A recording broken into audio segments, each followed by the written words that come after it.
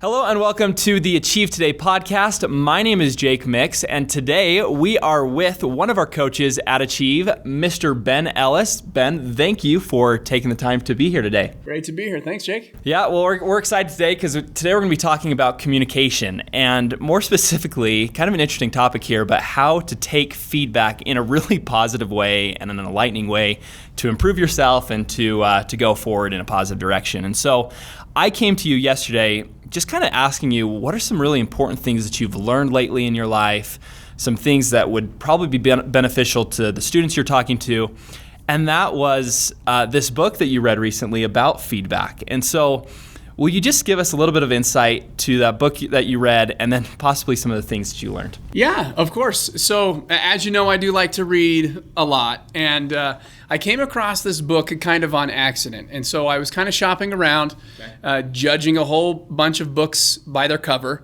and I saw one title that said, "Thanks for the Feedback." And I thought it was a book about like focus groups and stuff like that because my wife has a bakery and we rely heavily on focus groups for her recipes. And that's kind of what we do. And so I was hoping to gain some insight on that.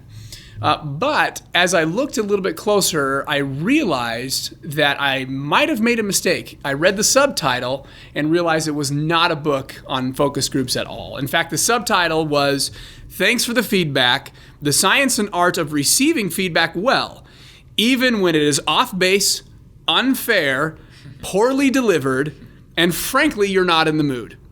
And so I went, okay, well, that's weird. And admittedly, it stayed on the shelf for a little bit before I figured I'd give it a try. Right. And when I read the book, I was pleasantly surprised on actually how much I gained from it. And essentially, we all receive feedback. We call them critiques. We call it constructive criticism. We call it nudges on what you need to do a little bit better to improve your life. Yeah. And we all react in different ways to feedback. And a lot of times, it's instantly defensive and that sort of thing. And so this book talks a little bit about how we can actually better react to that feedback in a more constructive and learning way. Interesting. So what's the title of that book again? We'll make sure to link it down here. So Thanks for the Feedback. Thanks for the Feedback. Awesome. And don't judge a book by its cover, right? Exactly. Well, good. Well, and I know that you mentioned yesterday that there were 3 kinds of feedback specifically that it talked about. So would you mind just giving us a little bit of an intro on that? Yeah, so there's 3 types of feedback. The first one is called appreciation. Now, appreciation motivates and encourages. However, in order for it to be effective, it needs to be authentic. Have you ever received appreciation when they go, "Great job, Jake"? No, bang up job. You know, you can tell when it's fake. So in order for appreciation, the first type of feedback to be effective, it needs to be authentic.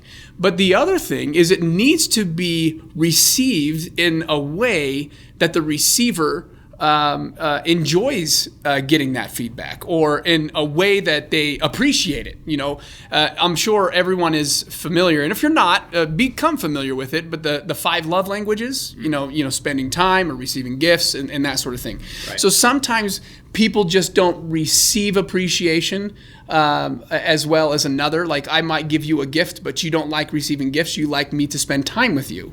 Right. And so in order for appreciation also to be effective, it needs to be received in a way in which you like to receive appreciation. Now, the other type of feedback is called coaching. Now, coaching is what helps you improve. This is done when people want direction. So if you are in a leadership position and someone comes up to you and they ask, "Hey, how do I become a better employee?"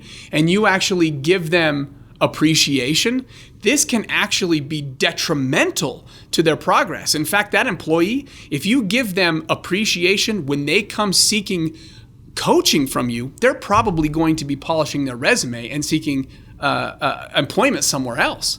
When they say, "Hey, how do I become a better employee?" and they say, "You know what? You're doing a great job. We appreciate what you're doing." They hate that. That is not what you want to give people if you are in a leadership position. Instead, what they want is they want you to say, you know what?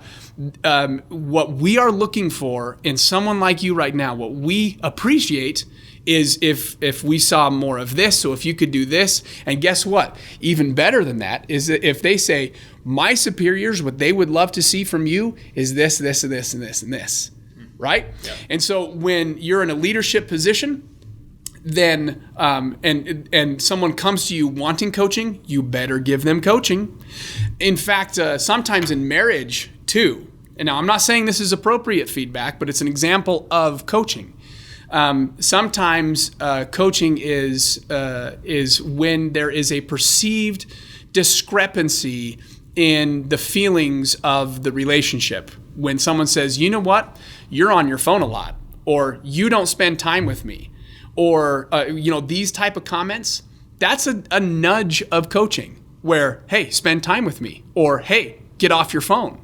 These are coaching sentences basically on how you could actually be better at being my wife or better at being my husband, right? Yeah. That's exactly what coaching is. Now, the third type of feedback is evaluation. Now, evaluation it helps you understand where you are versus where you're expected to be based on a set system. So report cards or employee evaluations or annual reviews, these sort of things are evaluations. So for example, if your wife says to you, you're not a good husband, that's an evaluation based on what she believes a good husband is supposed to be, right?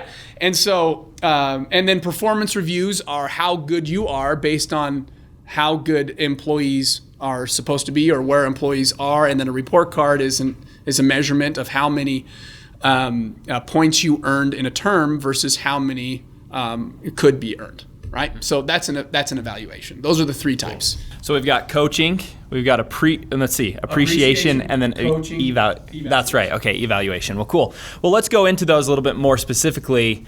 How do you implement them, and how do you approach those three kinds of styles? Well, first off, we need to understand two things when we receive feedback, no matter what type it is. Okay. These are very important. We actually have blind spots, okay? Now, the first blind spot is that people do not know our thoughts. That's the first blind spot for everyone. People don't know our thoughts. And it doesn't matter how much we explain our blind spot to people. If we said 1,000 words, or if we had 1,000 books in 1,000 volumes or 1,000 libraries trying to explain what our thoughts were, we would still have that blind spot for everyone. No one is ever going to understand us. They're not going to understand our struggles. They're not going to understand our upbringing. They're not going to understand everything that we're working on. They're not going to understand our secrets, our deep down, being. That is a huge, huge blind spot. So we need to understand that people don't know that, and they cannot know that no matter what.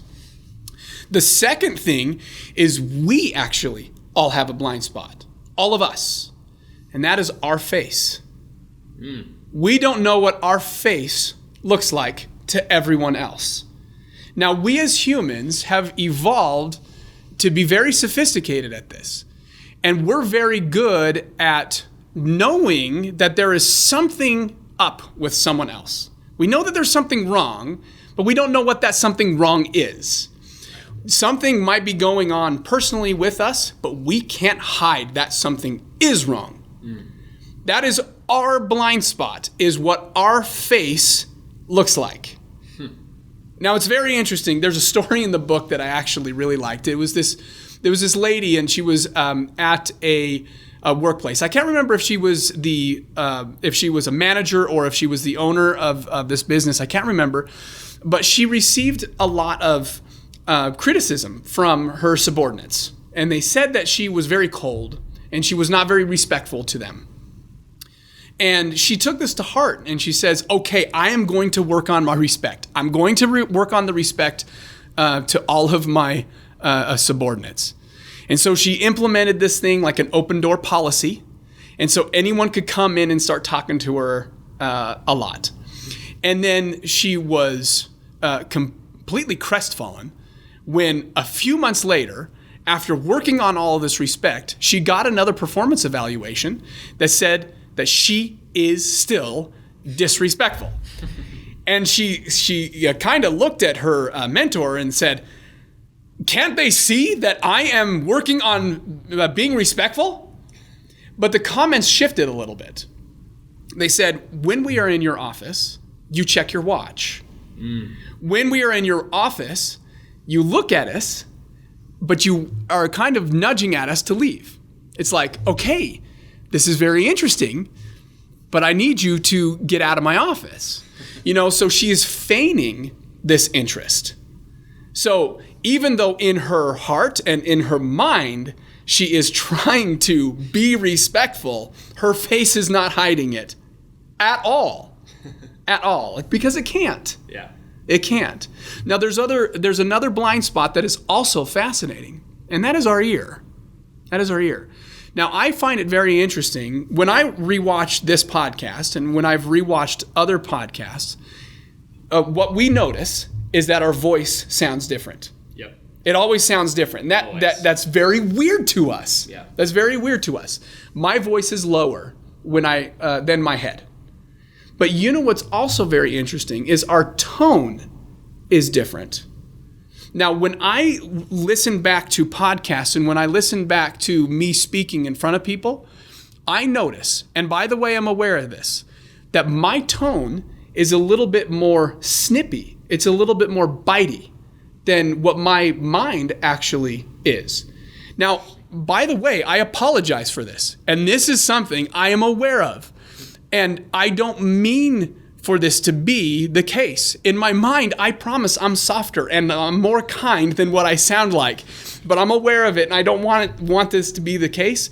But I'm aware that a blind spot that I have is I sound a lot more bitey, a lot more snippy than my mind. And so I'm aware of this blind spot. But please understand, I don't hear this in myself. And so I'm a lot more forgiving of people who give me this feedback, but I don't mean to be.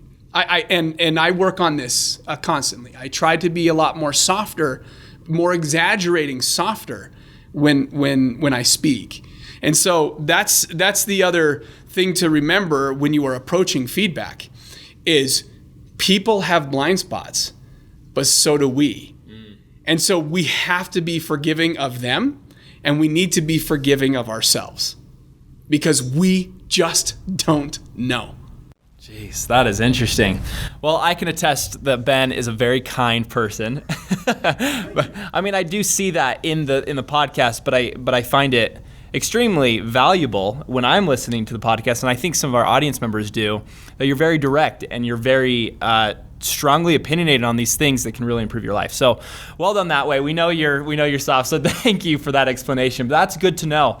Now, what are just some other general principles for taking feedback in a really good way? Because you talk about some of these things, but then when it actually comes to doing it, or actually when someone says something that you don't want to hear, what are some good ways to take that? So one thing to do, especially if the feedback comes to you and it surprises you, you really want to ask yourself two things. Number one, well, what am I supposed to learn from this? Okay. And number two, I want to ask the feedback giver to clarify their position, especially if they are doing some labeling. Okay? So, for example, if someone was to come up to me and say, "You're incompetent and lazy," the first thing that I'm going to do is, well, I'll back up. Originally, what I would probably do is I would basically go into a list of reasons why I'm not incompetent and lazy, and then I would go back and tell them reasons why they're incompetent and lazy, and why they should, not work here in this state or any other state, etc. And I would just go into a complete list of, why they're just a complete imbecile. That's probably what I would have done, and what most of us do. Right. If someone attacks us, we tell them why they're actually the thing and why we are actually right. That's the common It's like defense mode, right? Defense mode. But instead, what we need to do is we need to take a step back and think, okay, I need to learn from this. And then we want to ask them to clarify their position. And I'm going to warn you, it gets a little weird here because we're going to talk in a way that people generally don't talk. Okay? And so what I would probably do is I would probably address it. I would say, okay, well, it looks like you have some issues with the way I am working here. You have some issues, and we'll address those and the timing of this critique, because that's something else. But what I want to talk about right now is these labels, incompetent and lazy, and that's okay. But what I want to know is why incompetent and why lazy, and how did you come up with those things? Okay, so what's your definition of incompetent? What's your definition of lazy? Can you give me some examples? Because I really want to learn from this. You're kind of making them turn away from their emotions and start to use their brain. And it doesn't really sound like a conversation, but you're not really accusing them right now either. You're just basically going, incompetent and lazy? Okay, I want to learn from this right now. Can you tell me what incompetent and lazy is? Based on your definition, and can you give me some examples? Because I want to learn from this, right? Love that, yeah. Now, here's the other thing. This is just one person, maybe. And if you're only hearing feedback from one person, that doesn't mean you have to take it. But what you do want to do is at least learn from this conversation, right? Because it's also interesting is the relationship you have with the person who's giving you the feedback does influence on whether or not you take it. Right? Yep. Right? Absolutely. So. Awesome. Well, good. Well, and I want to kind of go on the reverse side of that, because it's one thing to take the feedback, but then it's another thing to give the feedback. And so how do we effectively give it in a way that is kind of that constructive criticism, if you will? Well, this is where it gets a little complicated, I admit. Okay? Because first off, you need to recognize what kind of feedback needs to be given. Is it appreciation? Is it coaching? Is it evaluation? Now, if you have multiple children, for example, or if you're coaching a basketball team, you have a lot of different personalities that you're working with. Now, you might have a child who loves coaching. You might have a child who loves appreciation. Might have a child that loves evaluation. Not only that, but to complicate it further, you might have a child who loves receiving coaching from mom but hates it from dad, right? Yeah. And so it takes a lot of time. It takes patience. It takes kind of learning this style to really know how to give that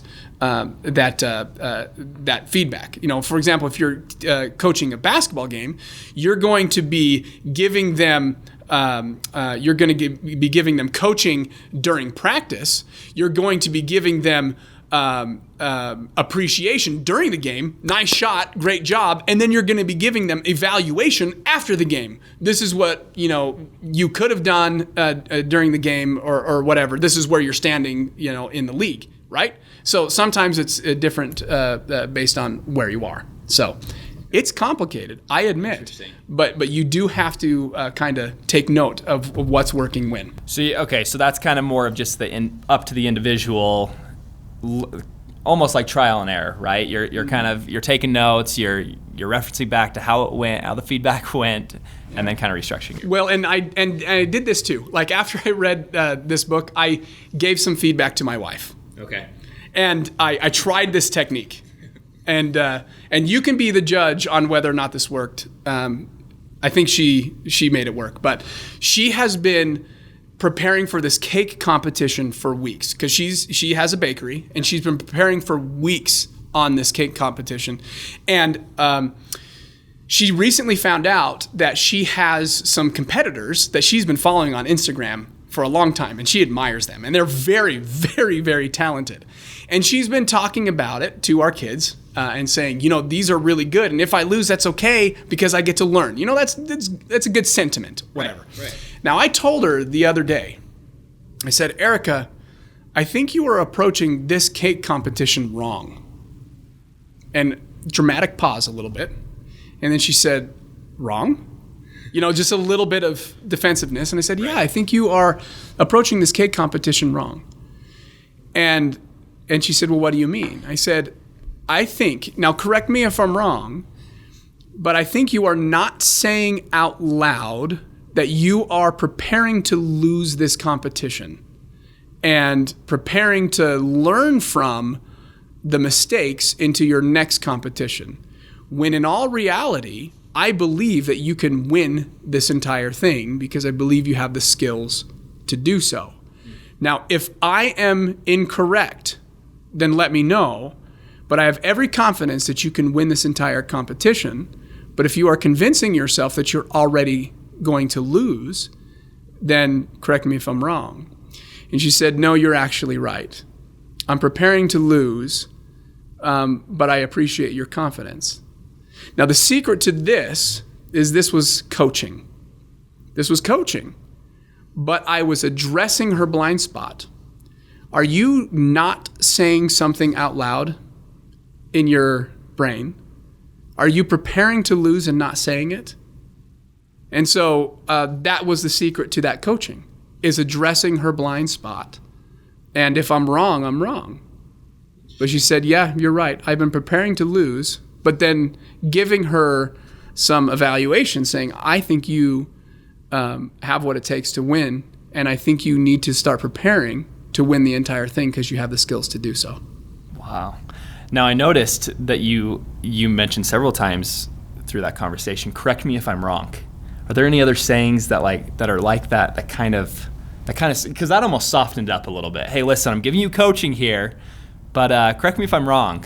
Are there anything else, any other tips that way that people can say? I love that. Yeah, I think correct me if I'm wrong is very one. Yeah, it shows humility. It does, and the other one is like, I'm going to be making lots of mistakes, or I want to be better, or help me understand.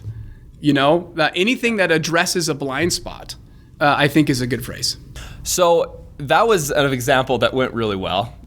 Is there a time where it didn't go really well, right? Where you can really, really show the clear difference of the right approach versus the wrong approach?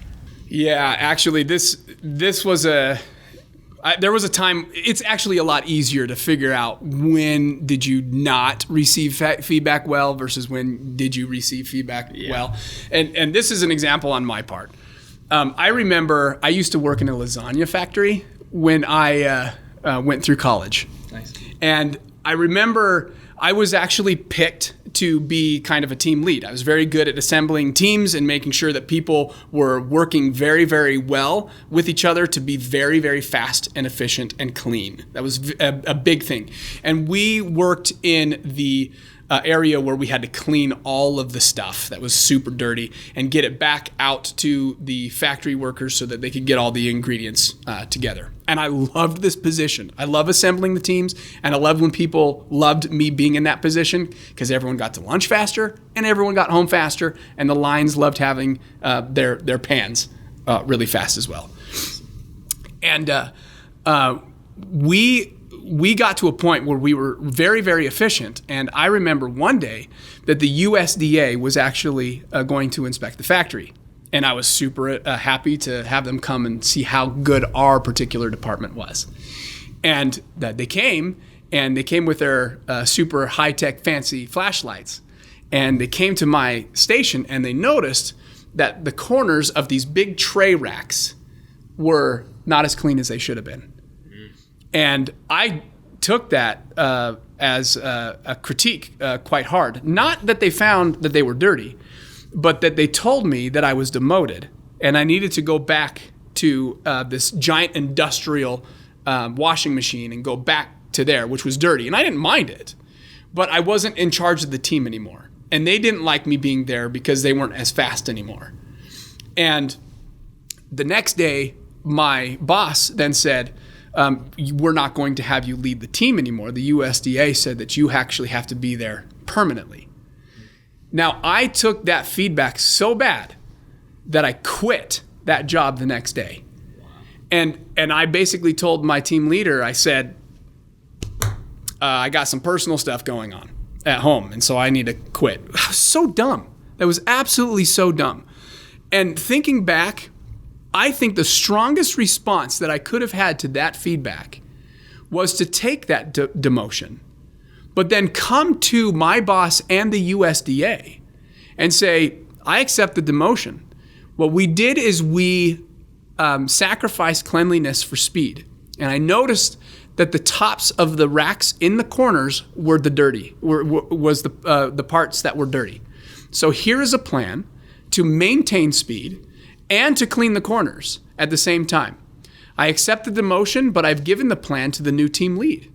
And I want to see if he gets this implemented so that we as a team can still be fast. And I wish I would have done that, where I could have accepted the demotion, gone to the USDA and said, we can still be fast and we can still be clean. And I would love to see if this improves everyone at the same time. But no, I didn't. I, like an immature college kid, quit that job because of bad feedback. What a dumb thing to do. I'm so glad I've learned from that experience. That's amazing. Well, and we think about the different scenarios and situations that could have gone so much better, could have possibly turned to better outcomes and things if we just took that feedback a little better. Thank you for sharing that. That was a great example. Well, good. Well, this has been such an awesome and valuable session here talking about this. What is just an overall summary of what we talked about, just so that people can get just quick things that they can do and quick things to remember from what we've talked about? Number one, when you receive feedback, it does not mean you have to accept it or agree with it, but you should learn from it. Always take it as a learning experience. The second thing is to receive the feedback well, you need to be able to process it, separate yourself from the feedback and from the giver of the feedback, and then admit that you have blind spots, but so do they. And then also remember that if you hear feedback from only one person, it's only one person. And you don't have to reevaluate your entire life if it's only from one. Jeez, love it. That sums it up perfectly. Thank you, Ben. If you'd like to learn more about Achieve Today and what we have to offer, go to our website, achievetoday.com, where you can sign up, put in your information, and sign up for a 45-minute free consultation. This is valuable to help you understand where your strengths are, where your weaknesses are, and then some possible solutions to get you into a better place and achieve your goals. So make sure to do that. Go to achievetoday.com, where you can sign up for that free consultation. Thanks for joining. If you have not, make sure to subscribe to our channel, or if you're listening to this podcast, make sure to give us a follow. So hope you enjoy the rest of your week, the rest of your day, and we will see you next time. Thank you so much for taking the time to watch this video.